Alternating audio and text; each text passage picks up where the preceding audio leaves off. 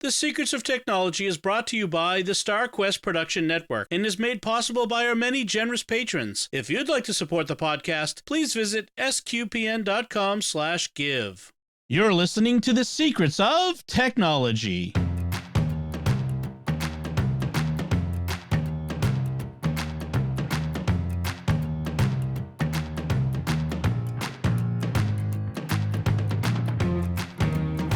Hi, I'm Dom Bettinelli, and you're listening to The Secrets of Technology, where we discuss the technology news that's important to you from a uniquely Catholic point of view.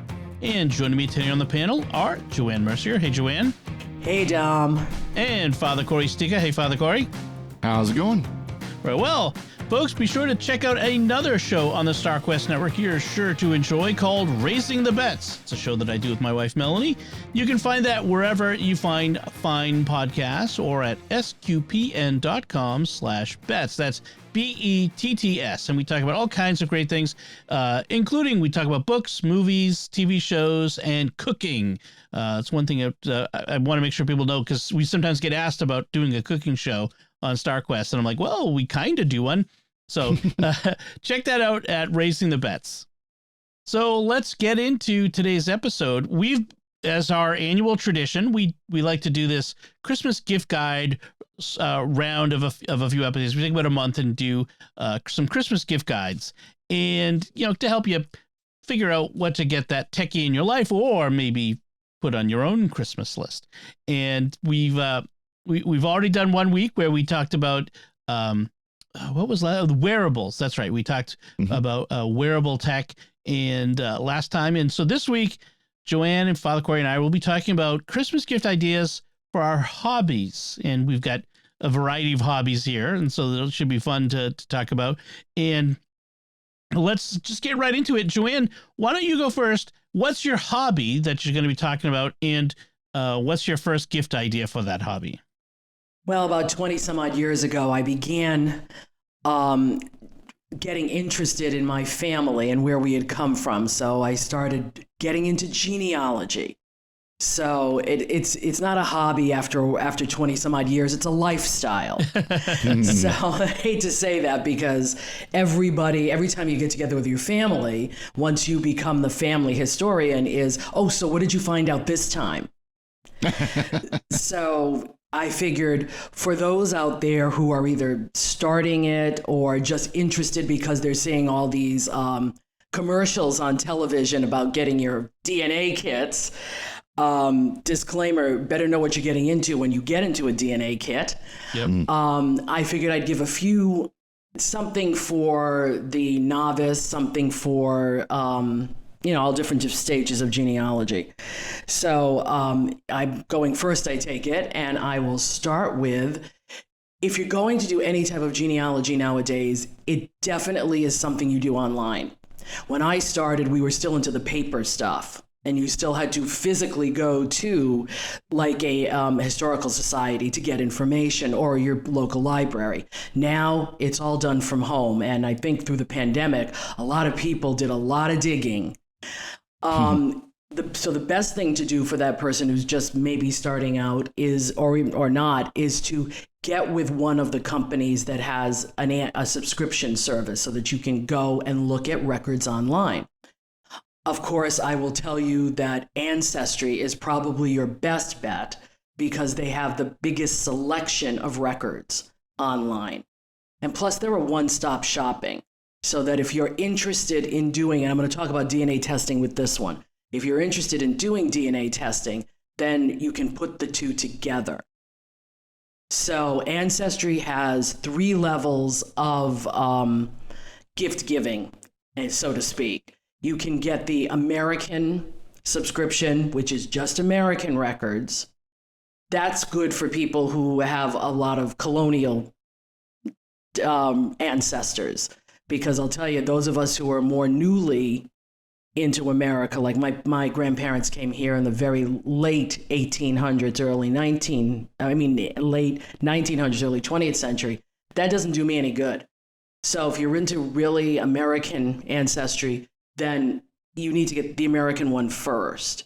There's the world one, which lets you go all over the world.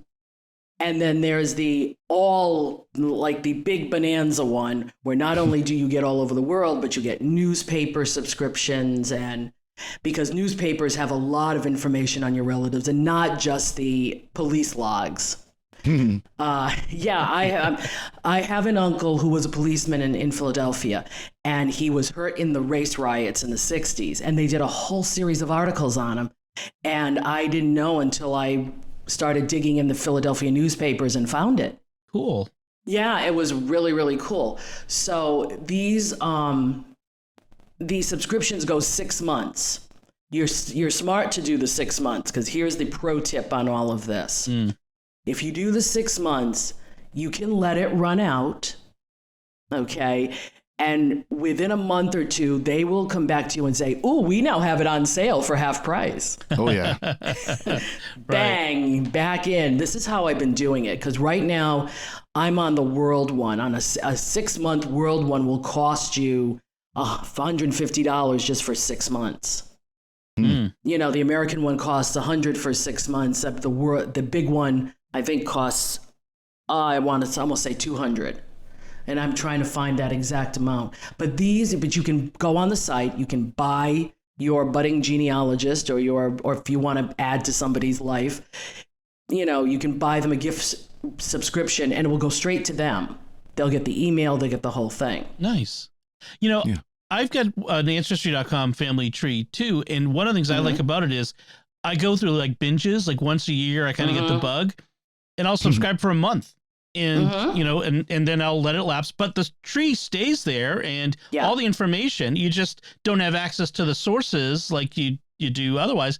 And then I'll get the bug again and, you know, add some stuff or, you know, and you can always add to it. You can, you know, if you've got information, a new kid is born and someone gets married, you don't have to have a paid subscription to add to it too. So I love that idea.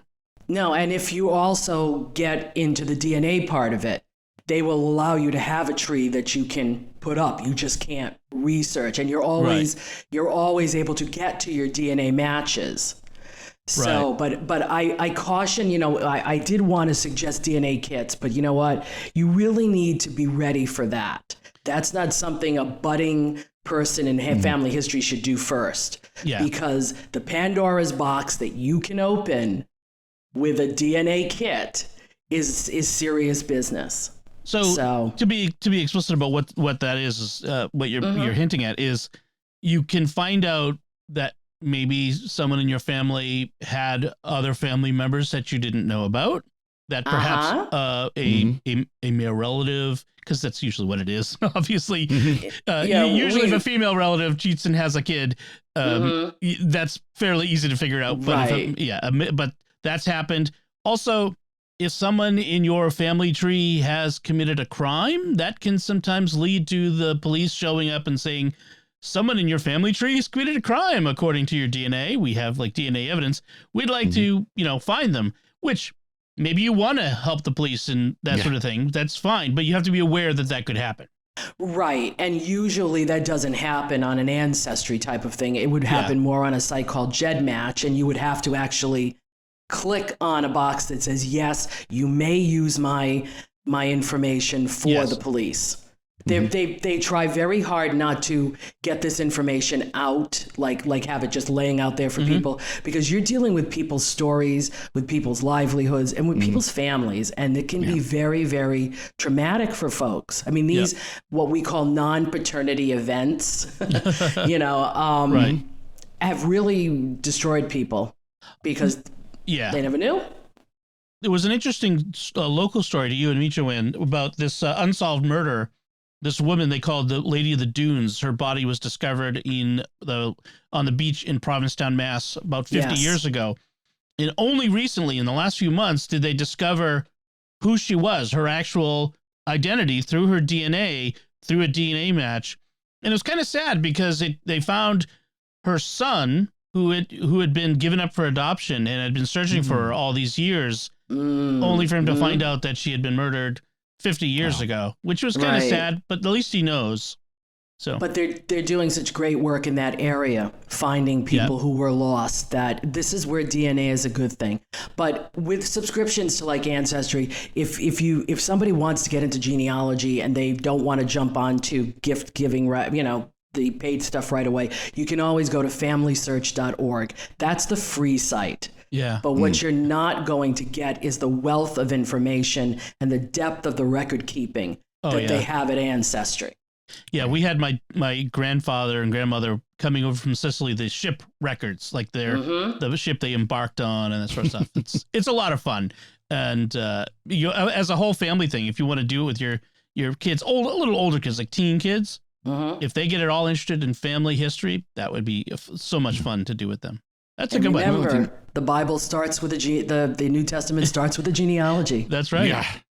You see two of them in there. One thing I would mention with the DNA stuff, if you do get into that, is make sure you're dealing with a reputable site, because there have been some that have had privacy concerns, security concerns, things like that. Of course, that's anything online. And also, I'd like to say, the thing about, subscribe for 6 months and then cancel the subscription. That's a good trick for like online TV, for pretty much everything. A lot of services. Yep. Anything that's a subscription. That is a great start to our Christmas gift guide, Joanne. Thank you. Father Cory, what is your hobby at least the first hobby you want to talk about, and your first gift idea? Got a couple hobbies I picked, but my first hobby is one that I've done. I really enjoy is home brewing. Home brewing beer or other beverages, but mostly beer.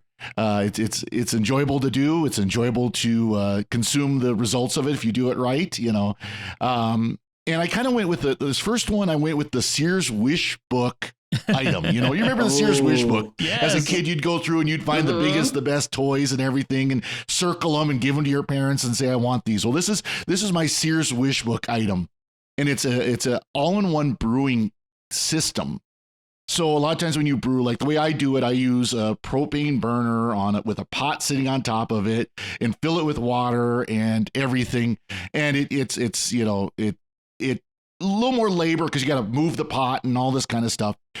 This all-in-one home brewing system it's everything you do brewing, from putting the grains in it to steeping the grains to boiling the wort, boiling the beer soup, if you want to call it that.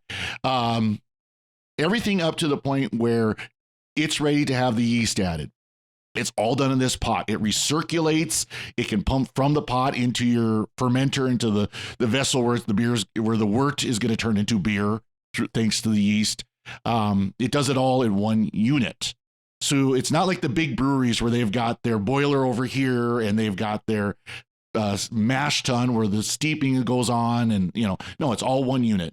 And they're really nice. The one I picked is called the Grainfather G30. This is one of the most highly rated one.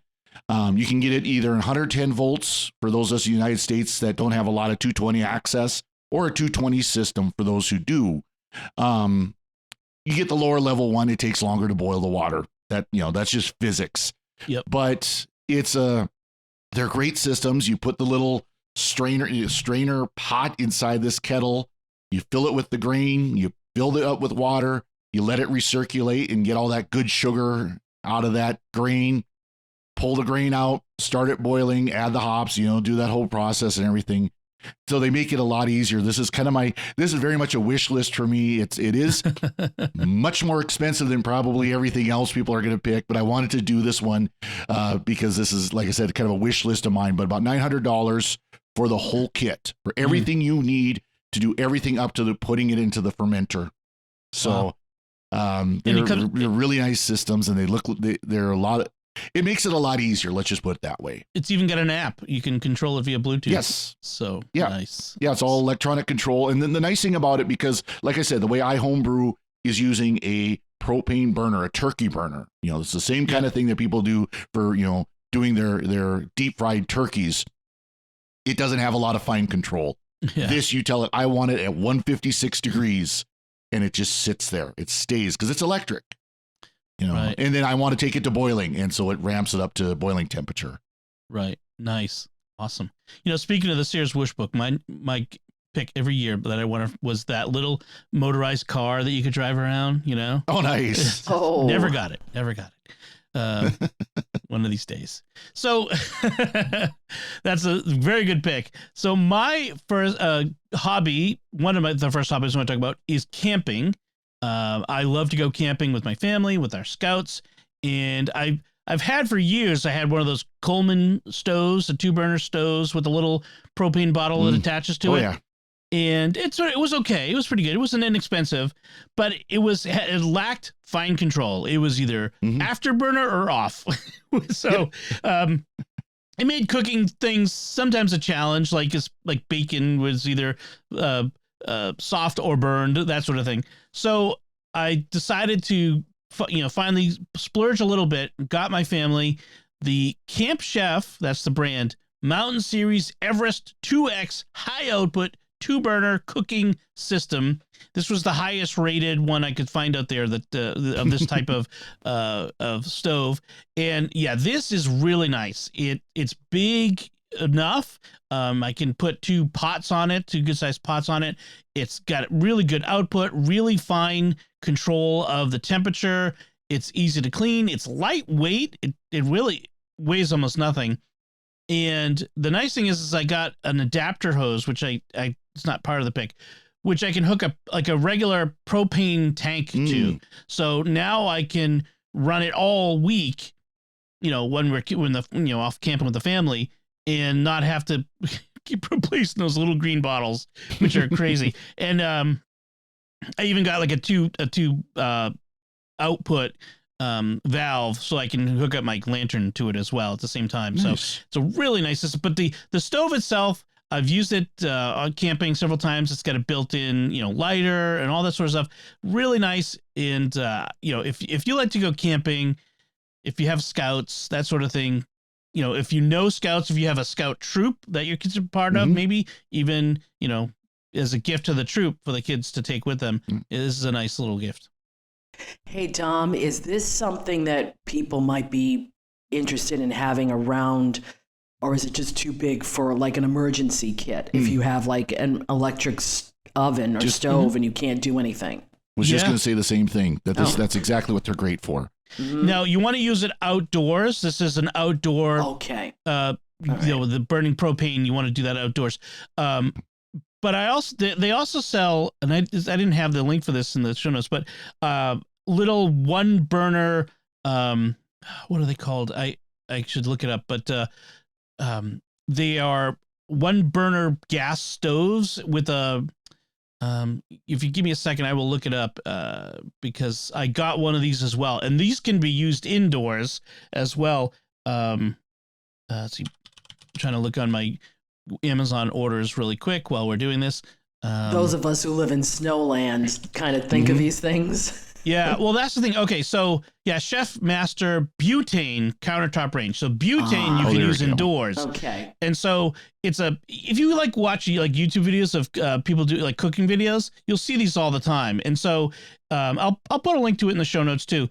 But it's butane, and it's got these little almost look like spray bottles, but they're little bottles that go into it, and you can use butane indoors. That's caterers use it all the time, and that's actually cheaper even than the Chef Master camp stove. But it's 1-burner and it won't last as long, but it's useful. So I have both of these so that I can, especially if it's a blizzard and we're out of power, I can at least boil water to make coffee, because you gotta have your priorities. So I'll put that in the link in the show notes too. So Joanne, what's your second gift idea? Well, we're still in genealogy, but I think there are a lot of people who could also benefit from this, because everyone in their house has a trunk full of pictures, and they're sitting there and they're getting worse by the day, because these things disintegrate like you wouldn't believe. As a genealogist also, we take a lot of pictures ourselves of very old documents. So I have a program for my computer called VividPix Restore. And it's an imaging software that basically will take an old faded color or black and white picture and really bring it up to vivid, or, as much as you want vivid. Because what it'll do is when you select your picture, it will give you 8 different views around it and how it can restore it. and then you pick the one that works for you, and then you can tweak it from there. For somebody who's a novice like me who hasn't gotten into image restoration very much, I usually just go look for the best one, and that's it. Other people I know who have it tweak it so that they're getting all kinds of different things. But if it's got puck marks, if it's got lines, you can do that kind of restoration, and you don't need something like the big Adobe Photoshop or anything like that to do it. It's $50. They have a free trial for both Windows and Mac. And I've had it for a couple of years, and even when I'm scanning document stuff, it will revive that too. If the page is yellow, it'll try to bring it back up to form. It's a fun little program that I think saves a lot of time and pulling your hair out with these old pictures. And then I hate to, there are people who will tell me, don't get rid of the old pictures. Some people have to, because there are just too many of them. Oh, yeah. If you can donate them to a historical society, fine, but that's up to you. That's great. And again, you don't have to be a genealogist for this to be useful. Nope, not at all. Exactly. That is awesome. That's a good pick. Just be careful with those pictures that are on those 70s, in those 70s books that had the tacky background. Yeah. Oh, yeah. You try to pull those off, and you're going to rip your picture. You need a lot of dental floss and a real steady hand to get them off. Right. That's a good point. All right, Father Cory, what is your next gift idea in your hobbyist realm? Well, I'm still sticking with homebrew for this next one. And so if you got a family member who's homebrewing, they might have some kegs. They might have decided, bottling beer is a pain in the butt. Dumping it in a keg is a lot easier. And so a lot of times people have the little party taps. Anybody's gone to a party where they've rented a keg. You've got, the little tap that's just a little plastic thing. Well, they might want to move up to a kegerator or a keezer. And kegerator is literally what it sounds like. It's a refrigerator that's been repurposed for kegs. Keezer is exactly what it sounds like. A freezer that's been repurposed for kegs. And you can buy kits. Like I picked one kit here where you can go from 1 tap to 6 taps, depending on how much you want to pay and how big your fridge is. And with this one, if you've got like a dorm fridge, everybody's had the 3-foot tall dorm fridge. With one of these kits and a little bit of drilling and maybe an afternoon of work, you could turn it into a kegerator where it's got the outside tap, you've got the line into it for the carbon dioxide canister, and it hooks up to your keg and it serves the beer right out of the fridge. And of course, it's a fridge, so it stays at perfect beer drinking temperature. And they're very simple systems, but they work really, really well. That way you don't have to worry about opening. Like right now, I don't have one of these systems. I just have the party tap set up. But eventually, this is what I want to do with my fridge: is make it so that I can just walk up to the fridge, have a couple of taps, and pour a beer or seltzer, or people do seltzer water, where it's literally just put water in a keg and run CO2 into it, stuff like that. So. Nice. This is a great way to do that. These simple little kits, like I said, afternoon worth of work and drilling, and you'll have a nice little kegerator. That's awesome. They this particular distributor also sells, complete kegerators, although they're out of stock on them due to supply chain problems. But that's a great idea. Yeah. Yeah. This company, the company I picked is Keg Connection. The reason why I picked them is they've got the Homebrew Happy Hour podcast. Promote another podcast that does a really good job. Nice. But they've got anything you need for doing, kegging. I mean, they work with bars, they work with pubs, they work with brew pubs, things like that. I mean, down to these little stuff. Kits for home. I mean, they do it all. That's awesome. Cool. So my next Christmas gift idea is, hey, Legos aren't just for kids. There are some great sets out there. I enjoy building them. If you've ever watched one of our videos, you'll sometimes see I have a Saturn V Lego up above me, and I have the lunar lander that I did as well. And I find it like a relaxing. It kind of reminds me of model building when I was a kid. Those with those little sprues, and you had to pull the things off. Well, it's like that, except you don't have to pull them off the sprues. You don't have to glue it, which is great. I hated dealing with the model glue, but so Lego is great, and there are kits built for adults that the little finer building. And one of the things that looks really cool to me is they have a number of small kits that can fit on your shelves, you'll get an office or something that look good. They don't look like toys, but they're also, somewhat complex, so you can spend some time doing it. And including a bonsai tree. They also have orchids as well. So I'm looking to one that's a bonsai tree building set, 878 pieces. It's a $50 set, so it's not super expensive. And I really love this. And you have some options. You can have it flowering or non-flowering and that sort of thing.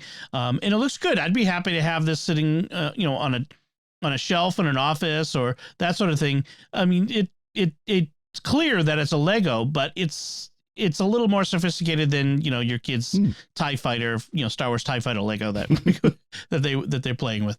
So you look at the Lego sets for adults. You might find it's a fun afternoon, sitting around, and the person you give it to could spend it maybe with the kids and have them not necessarily do it, but hand you the parts and pieces and explain to you what you did wrong when you did, because we know that the kids are Lego experts. I'm surprised as many pieces as it is. It doesn't look like it's 800 some pieces. It looks like it's maybe 200 or 300. Yeah, I think there's a lot of little pieces that are the little leaves and flowers and stuff. So that's I think that bulks it up a bit. Well, you get the rocks, quote unquote. Yeah, too, things like that, I suppose. Yeah, even though I was good at Legos, I'm not that good. I was never that good.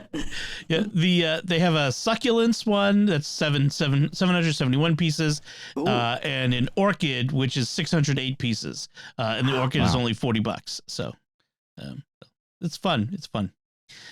So that comes back to you, Joanne. What is your next gift idea? Well, I've tried to keep some of my genealogy things also universal. And of course, after you've done all those pictures, you need some place to put them, and you don't want to put them in your computer because they're just going to take a lot of space. So I have found the LaCie Rugged Mini external hard drives to be my next friend. I've been getting the Western Digitals, but these LaCies happen to be coated in rubber, like really hard rubber. And friends of mine, and my husband now has one. They're very, very easy to plug in, to format, and you can get them on Amazon right now anywhere from 1 terabyte to 5 terabytes. 1 terabyte, $80, and the 5 terabyte, believe it or not, right now is $163. That's really good. That's a really good price, but it's the durability of them. Genealogists tend to take these out in the field with them, especially if they're gathering information and want to put all this stuff back in or want to have backups of their programs. So I'm suggesting this one because of its ease of use and the ruggedness that it happens to have. If you want the Western Digital like me, just be careful with it. Right. Yeah. Because it's a little tricky. I know Apple stores have used these LaCie rugged drives for years. So, And if you go on their site itself, they have the really expensive ones if you're into that. But I think these, for folks who are genealogists or just do a lot of traveling, have the durability factor. And I think that's key. Yeah, I could see businessmen using this. They have to travel and plug into different computers with their data and stuff. I can see backup. I'm looking at this, the 5 terabyte one for a backup drive for my systems. Yep. Offline backup. Plug it in, back it up, unplug it. Stuff like that. My friend that has it, she wouldn't know a backup from a front up, and yet it walked her right through it, and now she doesn't even think about it, and it was her life blood when her computer crashed. Wow. Oh yeah. So yeah. I was thinking of when I was working for the Air Force doing IT stuff, and we had the zip drives. Zip drives had just come out, and those were a godsend because, of course, you had to take software to different computers. This was before everything could be done over the network, and this would be amazing for something like that too. Oh yeah, if you do any type of tech support for someone, a portable drive that's drop and shock resistant, dust resistant, rain resistant. Yeah, totally. Like if you work on a job site, like if you're doing construction or anything like that, anything where you need something that's somewhat rugged and can put up with that. I can see people that, they've got a laptop that they use, but they put all their data on this because they know it's going to be more secure. More secure as in it's not going to break Right. as easily. Yep. Good pick. Father Cory, what's your next gift idea? So I'm actually going to pull off of yours there, Dom. You're talking about doing model building, with Legos. Well, for those who do the traditional model building, where like the model cars, or you do the little Warhammer characters, or you do model railroading, things like that, you're doing a lot of stuff building models out of plastic. And so a great great thing for that is a hobby toolkit, is the things that you need to do that model work, where you've got the little cutting board, the little, those who've done, like with fabric, done quilting or whatever, know these little boards too, where they're cut safe surfaces, where they're kind of a hard plastic on top and then the rubber on the bottom. Little sprue, cutters for the plastic out of the sprues, and little knives and drills and things like that.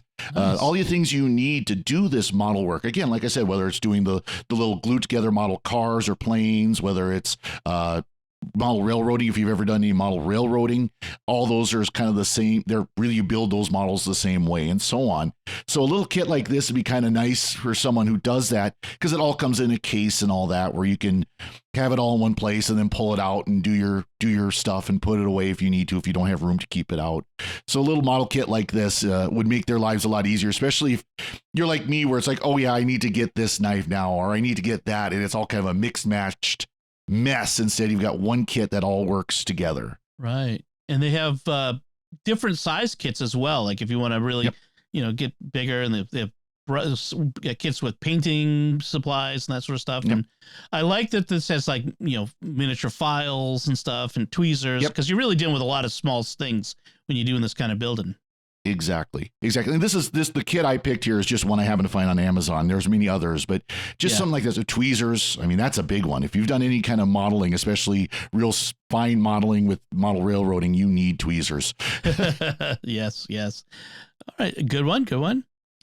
So then my next gift idea is more outdoors oriented. So camping or other type of outdoor hobbies that you might have is, especially if you have a family, trust me, this is a good thing to get. It's a collapsible wagon cart. Oh, yes. So when we had little kids in strollers, the stroller played a role in carrying stuff as much as carrying kids. But when the kids outgrew the stroller, I'm like, I don't want to put all this stuff on I'm not a Sherpa, I don't want to carry this stuff. And a nice collapsible cart that you can store in your minivan or your trunk. The one I've picked is sort of aspirational for me, because I got one that's a little smaller. You want one that's big enough to carry all your gear, that's also convenient enough. This one has, you want to get something like maybe with big wheels, so that if you're going through sand or other soft surfaces, it's easier to pull through. You want one with a couple of different handles, like a pull handle, but also a push handle, so that you can have someone on the front and the back when you're carrying a heavy load, that sort of stuff. So make sure you get one that's big enough to carry the sort of gear you want, but not so big that it becomes, a burden to have it in the vehicle. I keep mine in the back of our van, and, there are times when I'm like, oh, I need to, move something around, and this cart is there. We throw the stuff in it. So it's great. I use it for scouts a lot when we're hauling our gear between the car and the campsite and that sort of stuff. So, and this one I've linked on is $100, $109. So you can get them for more, but you really want to look around $100. That's a pretty good, where they start to be more reliable. Yeah, that's even good when you're going between 3 different parishes and you have all kinds of things you have to bring. Exactly. I am a big believer in having stuff to help you move things around. I bought a 2-wheeler for a collapsible 2-wheeler, because I was just finding like, when I buy boxes of things, I go to Best Buy and I need to buy a air conditioner. I want to get it out of the car and into the house as easy as possible. And I'm not as soon as I used to be. I'm not going to haul that thing physically. I'm going to, put it on a 2-wheeler. And so I'm a big believer in that sort of thing. And this is great for, men, because, men, when we go to the grocery store, we can only make one trip from the car into the house. That's right. That's a man law. You got to turn in your man card if you can't do it. So this makes it easier. No. Yeah, I've experienced that. Yes, you put all the stuff in there. That's true. All right, Joanne, back to you. What's your next gift idea? Well, at some point, the researcher becomes the researched. And this is a product that can help your relatives know more about you. It's called Storyworth. And it's a service, it's a subscription service where you sign yourself or a loved one up, and they get a question a day, about 320 questions for the entire year about their life, about what was important to them, about because people don't know how to share their own experience. A lot of researchers will research everybody and then never leave their story behind. Right. And if you've got elderly relatives, and maybe this is a way for them to get you to tell their story before they get too old to remember their story. And it's really well priced. And it's, of course, after the year of asking questions, they will put it all in a book for you. And the book costs about $100 for one copy. They'll put pictures in it. And what this allows people to do is when they get the question of the day, they type it back right in the email. And then they keep all of this in PDF form so that at any point you can download the PDF of the entire story. Because not only will that person get the question a day, you'll get their answer. And anybody else you want them to have their answer. So it really is something where a whole family can participate in this. And then at the end, you have a bound book. If you want to add pictures, you can add it. Whatever. But I have a friend who did this and swore by it. Nice. So you could, like, if you have an elderly parent that you want them to record something, you could get it for them and have them do it. You could do it yourself and then give the result. I like that they have questions that they have preset, but you can also do your own questions. Yes, specific. Because I mean, I'm from where my people are from. I would want to ask more specific questions if you can remember certain things. Right. Other people may not want that. And there are other services out there that have you record people. Some people said that that they couldn't hear some of the recordings. Your family member may not be good at verbal, but could be better at writing. Right. Because it gives them a chance to think about it. So, I mean, it is a discipline thing, but once you get into it, I think the payoff is worth it. So some of the questions they ask are things like, what things matter most to you in life? What's the furthest you ever traveled? Who are your favorite artists? What personal expectations do you hold yourself to? So past, present, future sort of questions, which are good. I mean, I would love for my kids to know me more than just as their dad. I mean, there's a way I relate to them as dad, but this is a way to sort of, even now, while my kids are young, I could record who I am and you know what I'm like, so that later in life, especially if something unexpected happens, they'll have that. So that's a lovely idea. Yeah, and we researchers know this fact. We're researching people we don't know, and we are putting together their narrative. You're in control of your narrative if you do something like this.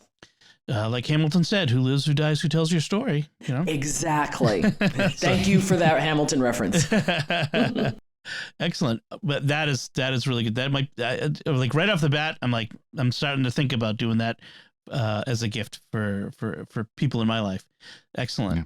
So Father Cory, that brings it next to you. Your next gift idea. Yeah. So I'm kind of sticking on the toolkit thing. One thing I like to do is tinker on computers, electronics. I'm maybe not the best at fixing them, but I built my own system a couple of times. The current system I'm running is one I built, and having a good tech toolkit to do that is essential. And if you've worked on electronics at all, if you've replaced a battery in your laptop or whatever, the company iFixit. iFixit.com has breakdowns of how to fix basically everything from the simplest to you're literally half destroying this thing to fix it. Some iPhone, excuse me. But I mean, Android phones have followed Apple's lead on that, but Apple's been bad about that. But if you're someone who someone, or you're someone who knows how to work on electronics or build your own computers or things like that, and it's not just computers and phones, it's any kind of electronics like old Nintendo systems, stuff like that. Their Pro Tech toolkit is amazing because it's got like everything you will ever need to work on a computer. Everything you'll ever need to work on a phone, to work on any kind of device, any electronic device. You know, they got the little security bits. If you're familiar with Nintendo, for years, Nintendo has used like a 3-sided screw to hold all their things together. They've got those bits. They've got the knives and spudgers and all the other little gadgets and gizmos. And they're good tools. The stuff that iFixit gets are very, very good. They're not cheap. You know, they're not little flimsy things. They're very solid. They'll last for years. It's a nice kit. It's all a nice little foldable pouch, basically. You know, so this is a great one for someone who likes to work on computers and electronics and all those other kind of things. You know, my husband said no gadgets this year for Christmas, but I'm real tempted to say this isn't a gadget. I have this kit, a different version, a little older version, and I think maybe a little smaller. It doesn't have as many things as the one you've linked to has, but I love this kit. I've used it constantly, and not just on electronics. I mean, you'd be surprised at how many things have tiny little screws and, you know. Oh, yeah. Yeah. Almost like I was taking something apart with one of my kids the other day, and it just I needed to have a smaller screw. Oh, it was bike. I was working on my son's bicycle, and we were replacing the brake handle, and there was this tiny little screw that we didn't have a small screwdriver, and this had the right screw in the right little place. Yeah, it's great. It's a great kit to have. And for those of us who wear glasses, as 2 of the 3 of us are wearing glasses right now as we're recording this, it does have the right size screws to fix your little, just re-screw in your your glasses. Yeah, this is going on my list. Stuff like that, you know. Highly recommended. Highly recommended. That's good. That's good. So my last one is a fun little thing, and I kind of got the idea for this from our co-panelist on Secrets of Tech, Victor Lambs, who talked about GMRS radios. Now, you may have heard of FMRS radios, family radio signals, which you can buy. They're little walkie-talkies, and they're short range, and you don't need a license. You do need a license, an FCC license, to get the GMRS, but it's a no test license. You just go to the FCC website, and you can sign up, and you get it for $35, and you get it, a license forever. And these GMRS are long range. They are a public radio, and they have multiple channels. And I picked up a couple of these a while ago to test them out, and they've been great. I like to take them when we go hiking or when we're out with scouts, like camping, that sort of thing. They have a range. They can be like a couple miles for the handhelds, and even further if you get a base station. I ended up getting 6 radios with a base station charger that I just drop them into, and this sits by our door. And when our family goes out on a hike, we take them. There's 7 of us, but usually the 2 older girls are always together. But everyone gets a radio, or my wife and I will have one radio. And if we ever get separated, because when you're out in the woods, for one thing, 4 of our 5 kids don't have phones, so it's not like we can call them. But if you get separated in the woods, you have the radio. You can talk, and that's a big thing. And this particular one has 30 channels. So sometimes these public radio things get like crowded, especially in urban areas where you have other people on the channel. This will let you, switch to a different channel. It also can pick up weather. And I think there's a NOAA weather receiver in it, so you can get the national weather. There's an FM radio in it. There's a flashlight built into it, and even like an SOS blinker that the flashlight can be turned into an SOS blinker. So it's a great little radio, not super expensive. I got a 2-pack for $70. So if you know anything about radios, that's a pretty good deal for the quality of radio you're getting here.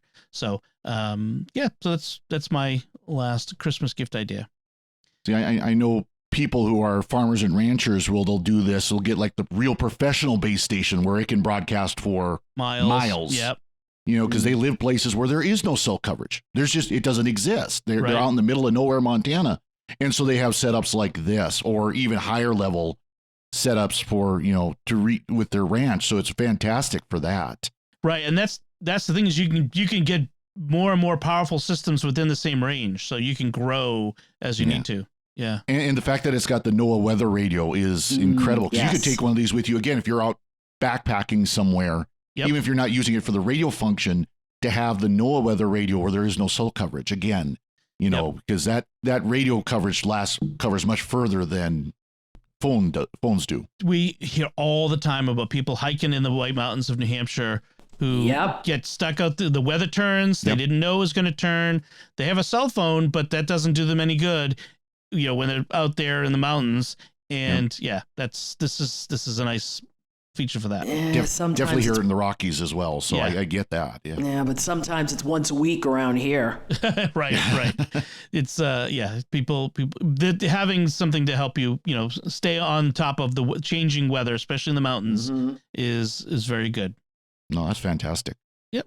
All right. So that was a great set of Christmas gift ideas. I hope it gave you some gift ideas for the hobbyist in your life. And if you've got some ideas and different hobbies, we'd love to hear from you, and we'll share them in an upcoming episode. That's for sure.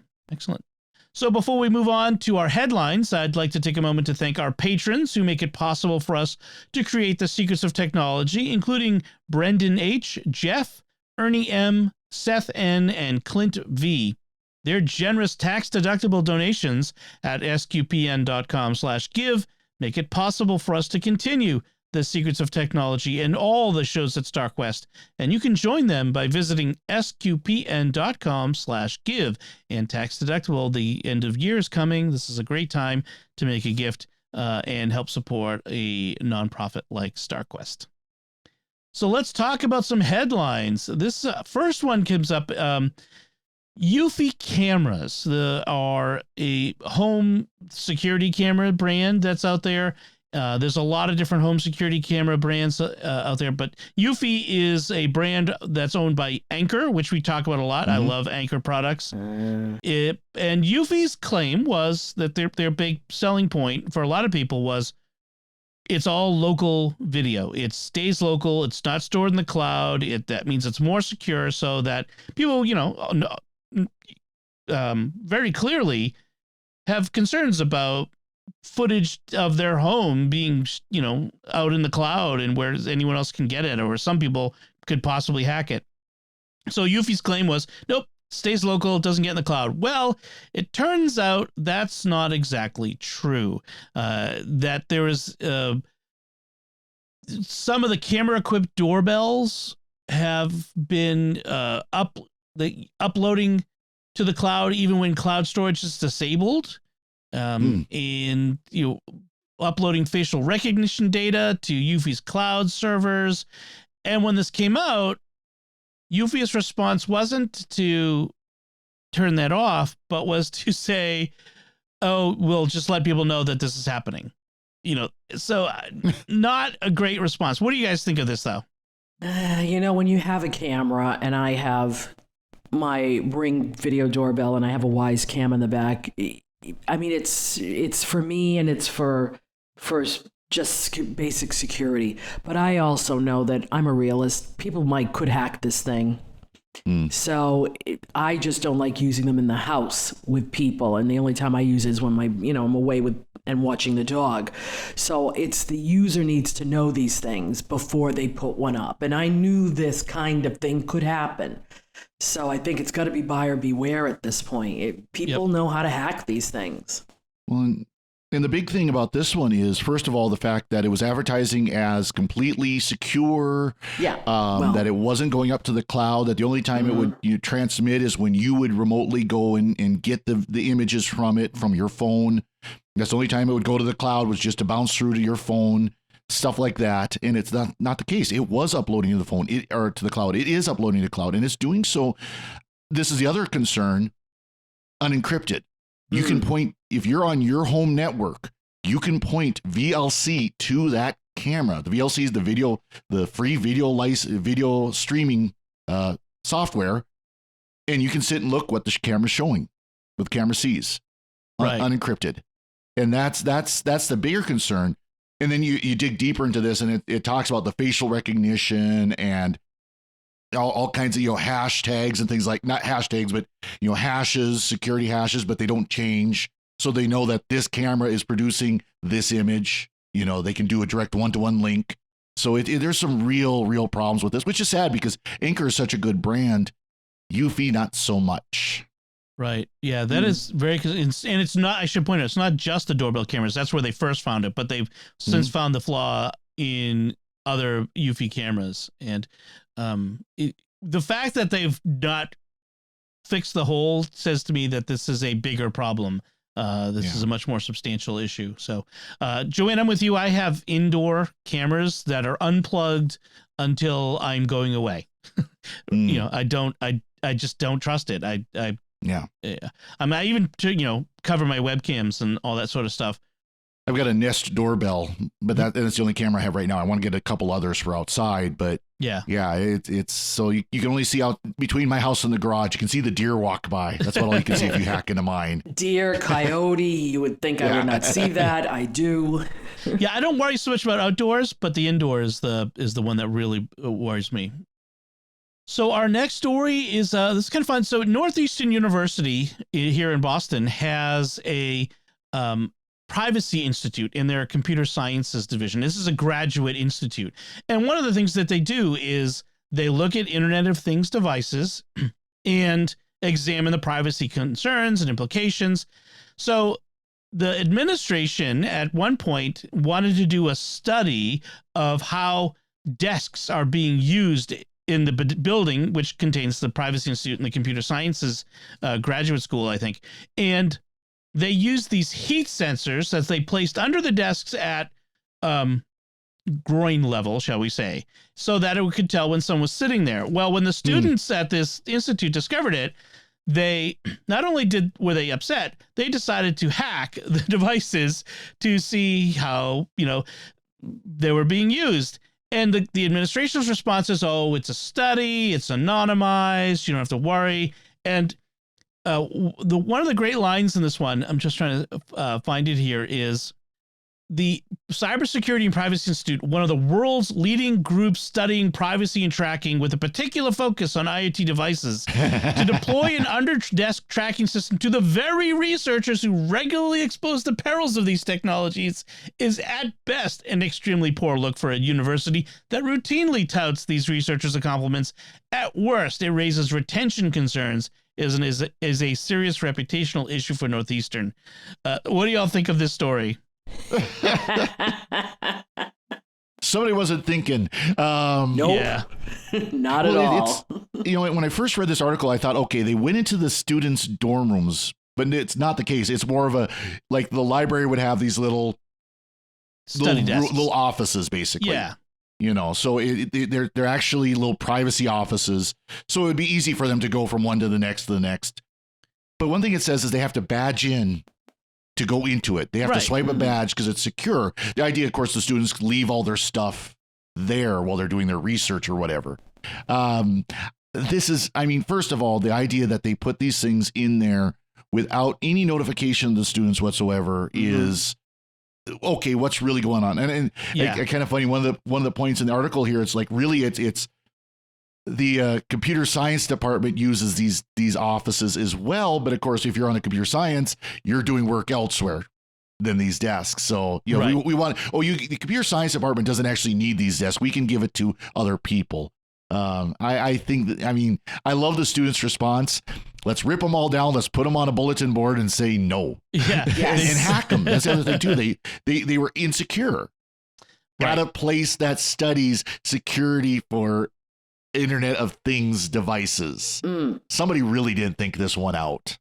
No, they you're talking about kids who are highly sensitive to any of this kind of stuff. Now, maybe I wouldn't find something like that right away, but these are kids who are like paranoid already. And for them to find it and then start, what are they going to do? They're not going to tell anybody. They're going to hack it and find out who did it. Yep. So that was just like, it's one generation using something that doesn't apply to another generation. And the other generation say, this is how we do things. Yep. Yeah. And to be clear, too, these weren't cameras. These weren't recording devices. They were just thermal sensors. Yes. They just detected heat or no heat. Right. They basically they're automated versions of the little laser heat guns, you know. Yeah, it's not the end. It wasn't the end of the world sort of thing. It just was. It's a bad look. It's Right. If they just asked, if they'd been clear about it, maybe they could have come up with a better system. These students that they've that they've given this institute they've enrolled in this, they could have come up with a better system. But by not being transparent and not being upfront, and that's really the big lesson that institutions seem to keep having to learn. You've created a problem for yourself with it when there didn't need to be one. So they should have just been upfront and transparent and worked together. Yeah. Well, again, they had to badge into the room. That should be enough information for them. Exactly. Oh, the student went in at X time. Right. Every day. Right. Okay. I don't know why they needed more than that, but they apparently thought they did. So there's our third headline is a bit of a cautionary tale. It talks about how U.S. government employees are exposed to mobile attacks from outdated Android and iOS devices. So it's a report that says half of Android-based mobile phones used by U.S.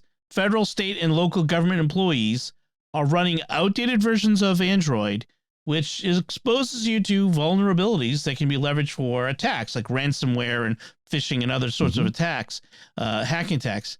Now, with iOS, they find that because of the way Apple kind of nags you about upgrading, that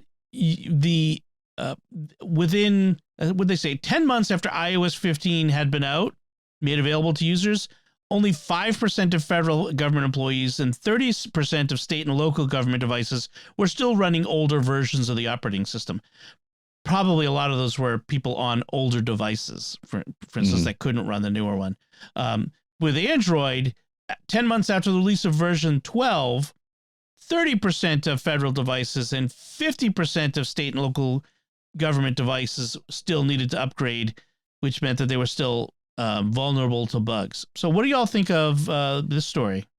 I think a couple things. One is that federal employees sometimes are older and don't. I mean, I have a problem with my husband. He never wants to update anything because once he learns an operating system, that's it. He doesn't want to do anything else.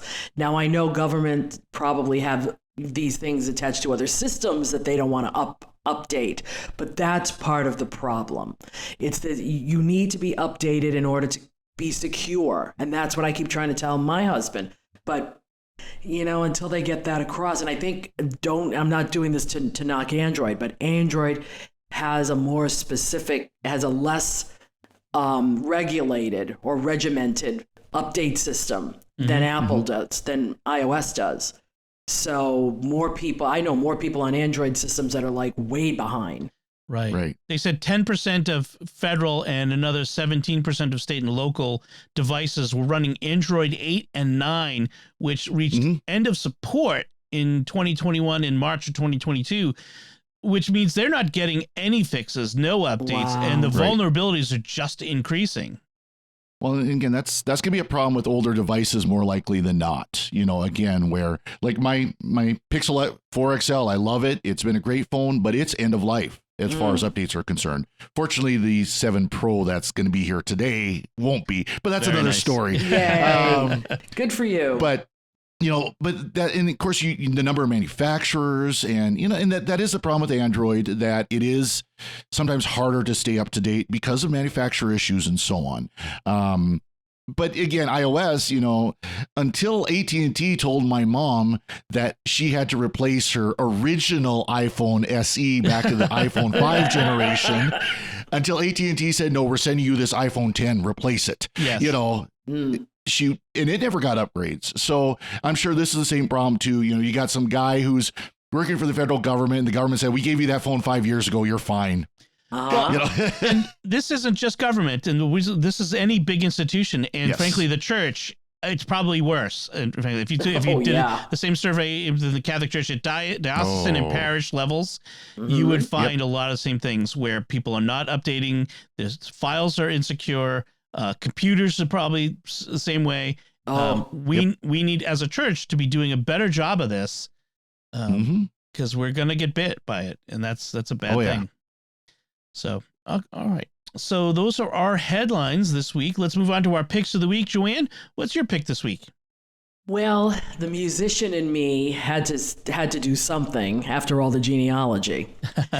So I want to let musicians know out there, and this is also good for non-musicians, and I'll explain why in a minute.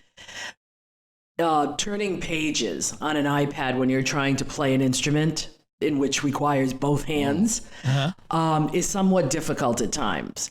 And a long time ago, I ended up buying a device called the AirTurn Duo. And what it is, it's the foot pedal, 2 foot pedals, where you can actually Bluetooth them to your iPad and then go forwards and backwards with the pages. I ended up using it not just for music, but for presentations as well, because I talk with my hands. So, or holding a microphone.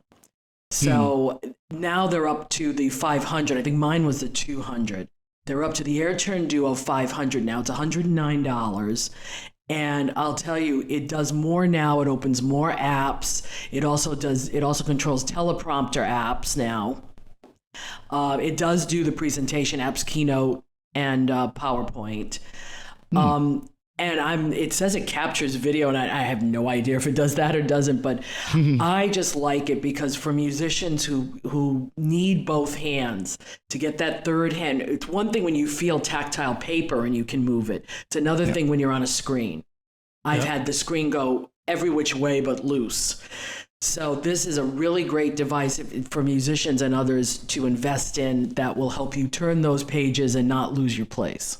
That's kind of interesting. It looks like it says, too, it can send MIDI commands, which means you could use it like a guitar pedal. Probably. Where you can, if you're playing on a keyboard, an electronic keyboard, you could have it so then it flips to another instrument or another set of instruments or whatever. Right. I'm guessing the photo and video, it looks like you can set up where you use it to trigger your camera. Probably. Your cameras remotely. Things like that. Mine is completely dedicated for music. Because it's the older version. But now that we have the upper, it says 200 plus hours of battery charge. Mine goes a long time on a battery charge. Yep. Nice. So it's a good little device. Father Cory, I could see this if you use the general instruction of the Roman Missal on your iPad. While you're celebrating mass, using the foot pedal to change the page. No. Because you always see it's very awkward. I see for priests, like they're struggling. They got the chalice in their hand and they're trying to flip the page. Yeah, right. No, let's not get into iPad usage for liturgical functions. There's a lot of stuff out there. Yeah. I still think somebody like Magnificat or one of the missal publishers needs to make an iPad case that looks like the Roman Missal. Yeah, I agree with that. Actually, I would love it if Magnificat would make one like the covers of their Roman missals. It's beautiful covers. But yeah. So I'm only half kidding on that one too. All right, so me too. Half. Father Cory, what's your pick this week? So my pick, I'm going with retro gaming. And recently, Atari celebrated its 50th anniversary. Now, those of us of a certain generation that are into gaming, we know the name Atari. Yeah. Pong up to the Atari 2600, Atari computers. And so for this 50th anniversary, Atari's been good about keeping its back catalog, especially the 2600. You can get the 2600 flashback devices and stuff like that, where you can get these things. Well, this Atari 50 anniversary celebration is not just another rebundling of their games. It's actually a museum about Atari that you can go through online, where they show you videos with interviews of the developers and the CEOs and the people involved in the history of Atari. They show you all kinds of documents, like the sales brochures for the big arcade consoles and all the different devices they had. They have the games. You read about a game. You read about Yar's Revenge, the great game from the Atari 2600. And then you hit a button and you play Yar's Revenge. Wow. Wow. Bunches of games from the arcade. So they've got, Breakout, the great game made by Woz and Steve Jobs that you can play. They've got Asteroids. They've got Centipede, all these games you remember. They've got remakes of some of their games. The company that put this package together for Atari, remade some of their games. They actually took that Yar's Revenge, which, if you played the Atari 2600, Yar's Revenge was like the game to have. They took the original code and put like a modern 3D front end on it. Oh, wow. But you can switch back and forth. There are dozens of games. Wow. Yeah. Atari 2600, 7800, even up into Jaguar and the Lynx, if you remember those. Yeah. The computers, the arcades. It's really cool. And you can sit down and, like I said, read and listen to the interviews. They even talk about that. There was a lot of smoking the devil's lettuce, shall we say, in Atari during the early years. Right. Stuff like that. Wow. So it's a lot of fun. It's really, really fun. It's on Steam. It's a Windows app or Windows game. For those of us running Linux, it does run very well under Proton. So you can run it under, unfortunately, no Apple version. Sorry. But yeah, but it's really an interesting. It's a lot of fun. Like I said, to be able to sit and play some of these games. Some of these games I remember playing for hours. Some of these games I've never played before. It's a great setup. Nice. This is the only time I played games was Pong and that type of stuff. You know, I have a Raspberry Pi. I wonder if I could run stuff on Proton on Raspberry Pi. Interesting. I think you can. Yeah. I think you can. I'll have to give that a look-see and see if I can do that. Awesome. So my pick this week is it's a particular thing that you can also get for other devices as well. So I have a Mac Studio, and it's a big blocky sort of device, and it kind of took up a bit of space on my desktop. I'm like, it would be kind of fun to clear the desktop a little bit, and I found this guy on Etsy who's 3D printing a under desk mount that's nice. built just for the Mac Studio. I mean, it fits it perfectly. And it comes with the screws, and I just very simply screw it into the underside of my desk, plug all the stuff back into it, and it lives there. And the nice thing is the venting is on the bottom of the studio, so it actually gets even better cooling than if it just sits on the desktop. So it's actually kind of nice. But he makes all kinds of 3D printed things for different devices, and the quality is really nice. This is not just like cheap, low end 3D printing where it's all kind of janky. This is a nice looking 3D printed, fits very well. The fit and finish is very nice, and you can get it for all kinds of stuff. Oh, there's something for the Stream Deck. Okay, I need to not look too long at this. Maybe I put some of this on my Christmas list. But a lot of it is a lot of Apple devices he does for, but he does for all kinds of devices too. Thunderbolt stations, audio interface things. One of the things that happens a lot is you get, with the computers these days, your desk starts to get cluttered with more and more devices. And if you can clear it off and mount it underneath the desk, that can be really nice. So check it out. Check out his Etsy shop. I'll link to the Mac Studio mount, but go ahead and, click through to his Etsy shop. It's Trella 3D Prints, and see what else he's got, because maybe you find something else that works for you there. So. I'm surprised you didn't go for the wall mount one so you can show it off. He's got one that will mount on a wall. I know. Well, I could maybe put it on the wall above my monitor. Ooh, that would be kind of cool, actually. You got me thinking now. You got me thinking. Uh-oh. It'd be like art, the Apple logo right in front of me. If the Apple logo lit up on the top of the studio, it would totally be mounted on the wall right in front of me. There's probably a way to do it if you're willing to rip into it. I'm not quite willing to do that just yet, but we'll awesome. All right, so those are our picks of the week. We would we'll finish the show up there. We would love to hear from you, what you think of anything we talked about today, our gift ideas or our picks of the week with the headlines. You can let us know by commenting on the show at sqpn.com/technology or the StarQuest Facebook page, facebook.com/StarQuest Media. Send an email to technology@sqpn.com. Join our Discord, StarQuest at Discord at sqpn.com/Discord. And just today, someone was saying it's the nicest place on the internet that they've found. And I'm really proud of that, because we've worked hard to make it a nice place to have a conversation, but it's also a testament to our listeners, who are really great and keep it a nice place. Yes. You can find links from our discussion and our picks of the week on our show notes at sqpn.com. In fact, you'll find them at starquest.fm/TEC190. You'll follow Secrets of Tech in Apple Podcasts, Google Podcasts, Spotify, Stitcher, TuneIn, your favorite podcast app, or at YouTube, our YouTube channel, where you should also make sure to hit the bell to get notifications. We'd like to thank James for research assistance in this episode. And until next time, Father Cory Sticha, thank you for joining me and sharing the secrets of technology. Thank you, Dom. Joanne Mercier, thank you as well. Thanks, Dom. And once again, I'm Dom Bettinelli. Thank you for listening to the Secrets of Technology on StarQuest, and in advance, Merry Christmas, everyone.